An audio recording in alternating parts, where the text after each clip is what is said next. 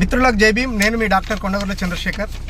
ఏదైతే నేను మొన్న మంచిర్యాల జిల్లా ఎంప్లాయ్మెంట్ అధికారి ఎవరైతే రవికృష్ణ గారు ఉన్నారో చెల్లని చెక్ ఇచ్చారని చెప్పేసి నేను ఏదైతే స్టేట్మెంట్ ఇచ్చానో, అట్లాగే మంచిర్యాల జిల్లా కలెక్టర్ దాని విషయంలో ఎటువంటి చర్యలు తీసుకోవట్లేదు, పట్టించుకోవట్లేదు అని ఏదైతే స్టేట్మెంట్ ఇచ్చానో దానికి అనుగుణంగా అదే నెక్స్ట్ డే వాళ్ళు ఏం చేశారంటే నెఫ్ట్ ద్వారా అమౌంట్ ట్రాన్స్ఫర్ చేసి నాకు పంపించడం జరిగింది. నాకు ఒక లేఖ పంపించారు.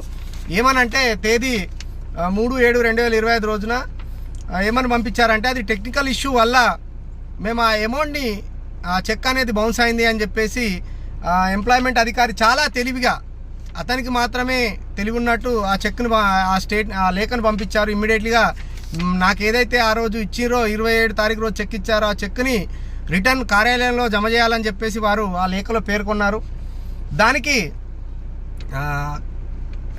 నేను వివరణ ఇస్తూ ఈరోజు తేదీ 16/7/2025 రోజున ఎంప్లాయ్మెంట్ కార్యాలయానికి వచ్చి వివరణ ఇవ్వడం జరిగింది.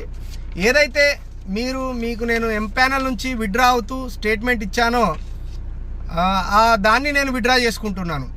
ఎందుకనంటే మీ దగ్గర నాకు అన్యాయం జరిగింది, ఒక జిల్లా కలెక్టరే అన్యాయం చేసిండు, ఎంప్లాయ్మెంట్ అధికారి ఇద్దరు కలిసి అన్యాయం చేసిరు కాబట్టి నేను వేరే దాంట్లో ప్రైవేట్ టెండర్స్లో పార్టిసిపేట్ చేస్తా అని చెప్పేసి ఆ డబ్బులు తీసుకోవడానికి ఈఎండి కోరడం జరిగింది. దానికి వాళ్ళు ఇచ్చినటువంటి చెక్ వల్ల నేను ₹1 కోటి టెండర్లో పాల్గొనలేకపోయినా దాంట్లో ఫెయిల్ కావడం జరిగింది ఈఎండి చెల్లించకపోవడం వల్ల. కాబట్టి మీరు చేసినటువంటి నష్టం వల్ల నేను నష్టపోయినా, కాబట్టి మీరు చేసినటువంటి చీట్ వల్ల నష్టపోయినా, కాబట్టి నేను ఏదైతే 2025-26 ఎంపానల్మెంట్ టెండర్ ఉందో దాంట్లోనే కంటిన్యూగా కొనసాగుతాను.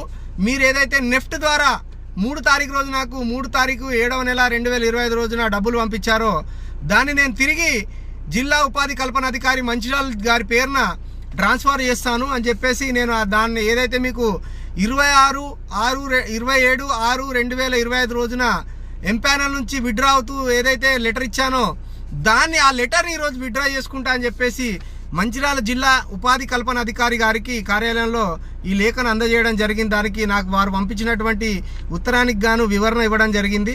కాబట్టి నేను ఏమంటున్నానంటే సమాజంలో ఎవరైనా అంటే అట్టడుగు వర్గాలకు, అణగారిన వర్గాలకు అన్యాయం జరుగుతుంది ఎక్కడన్నా అంటే అది కేవలం మంచిర్యాల జిల్లాలో జిల్లా చైర్మన్ అట్లాగే ఎంప్లాయ్మెంట్ ఆఫీసర్ కలిసి చేస్తున్నటువంటి ఈ ఏదైతే అన్యాయం ఉందో ఆ అన్యాయాన్ని ఎట్టి పరిస్థితిలో సహించేది లేదు.